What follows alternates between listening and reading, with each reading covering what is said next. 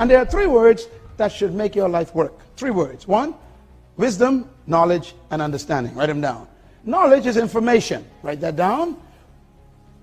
Understanding is comprehension. Write that down. But wisdom is application. Write that down.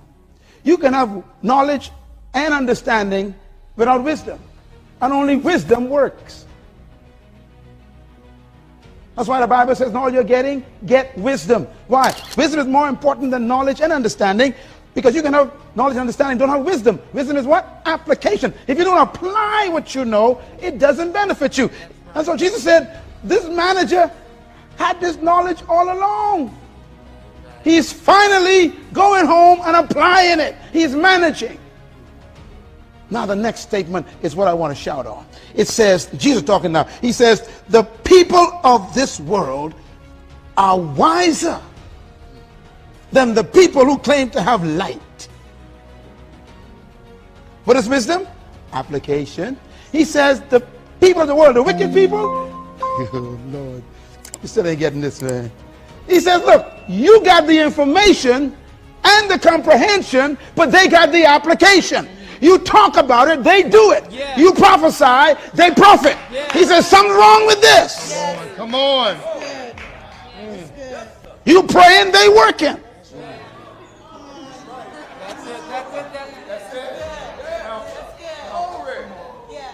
The world is wiser than my own people, he says. They are applying what I taught my people. They get up at 6 a.m. You get up at 8:45, rushing to work. They leave office at 11 p.m. You want to go home to watch the movies.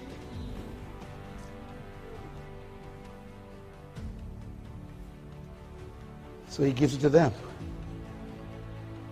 They're willing to manage.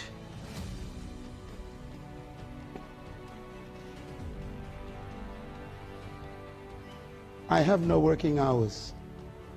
That's why I'm debt free. I gain wealth while you're sleeping. Because you may be a little bit lazy.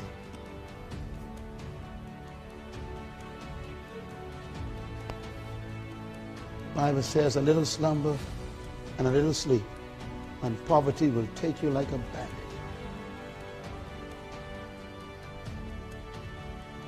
Listen to me, son. If you have a job from 9 to 5, you're poor. Because a salary is someone's estimate of your value.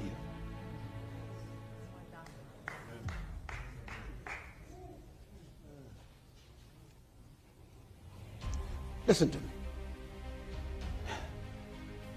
Jobs are good. I had many of them. But your job is not your work.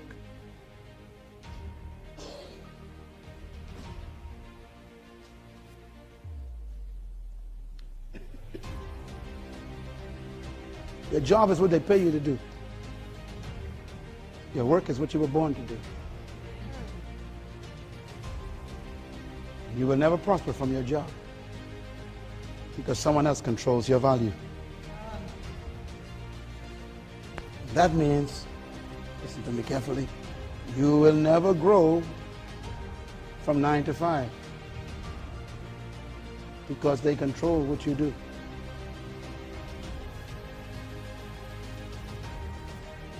The only time that you own is after 5 o'clock. And that's when you need to grow.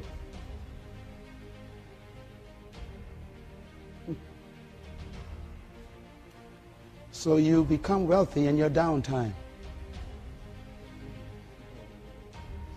Are you listening to me, son? From 9 to 5, you are employed. From 5 to 12 midnight, you are deployed.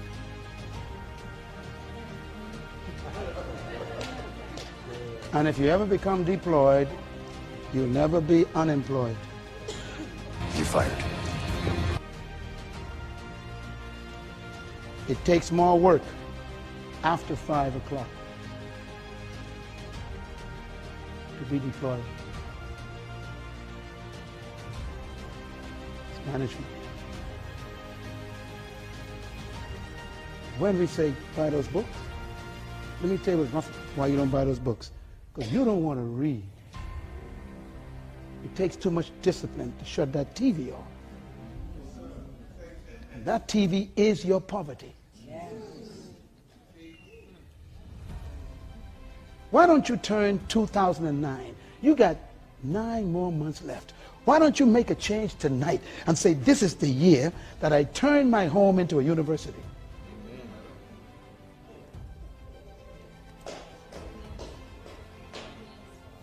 This is no longer an entertainment center.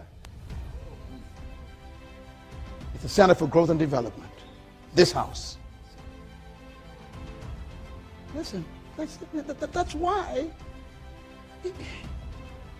you are only what you made yourself.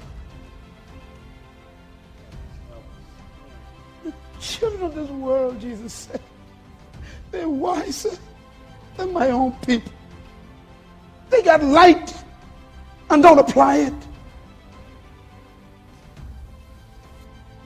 Don't they know that whoever applies my management principles, I have to give them the wealth? And if the wicked applies them, I got to give it to them. You don't believe me, hey? Okay, let's read the next verse. He said, therefore, I tell you, I'm instructing you, go and make friends with the world. Now, wait a minute. He just messed up your theology.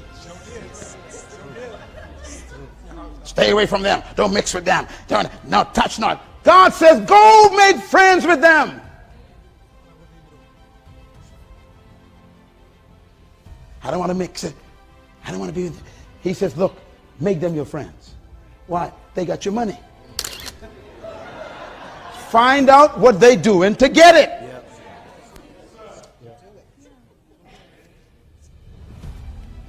I'm holy broke. He says, look, read the Bible. He says, go make friends with them and use worldly wealth to gain friends. Yeah. You're going to be okay, man. That's why you're here tonight. Change your thinking.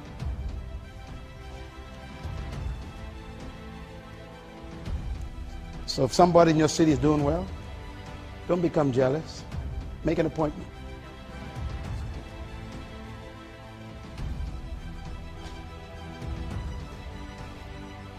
Yeah.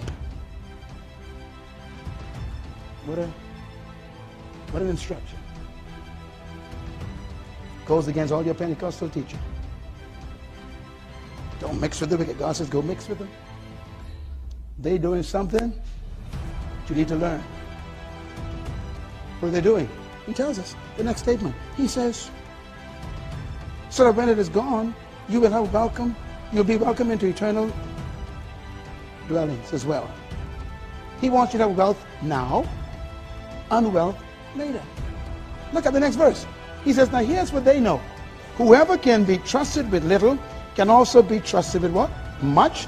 And whoever is dishonest with little will also be dishonest with much. So if you cannot be trustworthy with handling worldly wealth, then who will trust you with true riches? If you have not been trustworthy to manage someone else's property, who will give you property of your own? Management. Last part.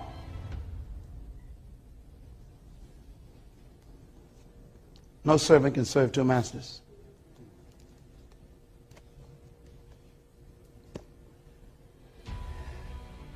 I'm glad you're here tonight. Take a deep breath.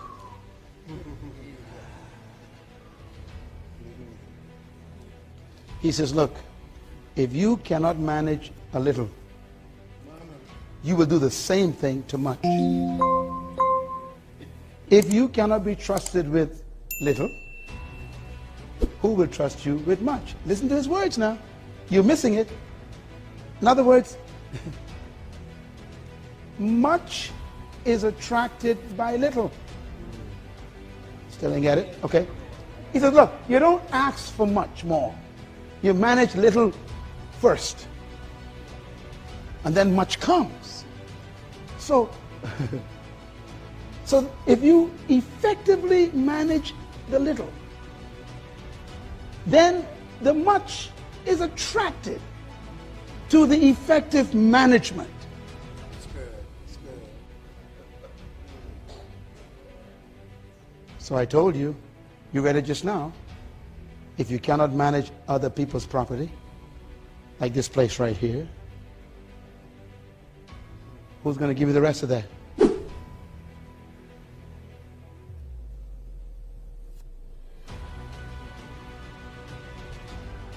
I've met people who've been asking God to give them a car, you know, praying for a car, and they ride a motorbike, and the motorbike is dirty. So God says, no car. You can't even keep a motorbike clean. See, you're asking for much and not managing the little. You in someone else's apartment, the light fixture breaks, you know, the plug doesn't work, and you get mad, all cussing and everything. There's people, everything. God said, look, I'm watching how you fix it. Let me see you fix their plug. Treat it like it's your own.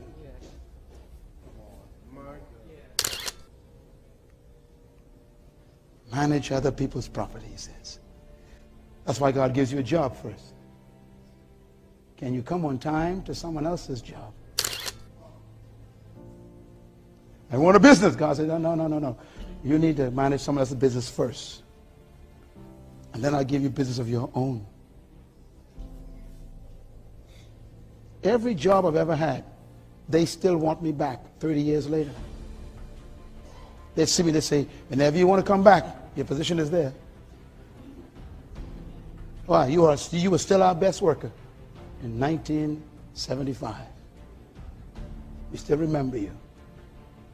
Never wasted time, never read the Bible on the job. Come on. You were always on time. You worked overtime, never asked for overpay. We still want you back. We need more people like you, they say. You manage a little. You make you rule over much.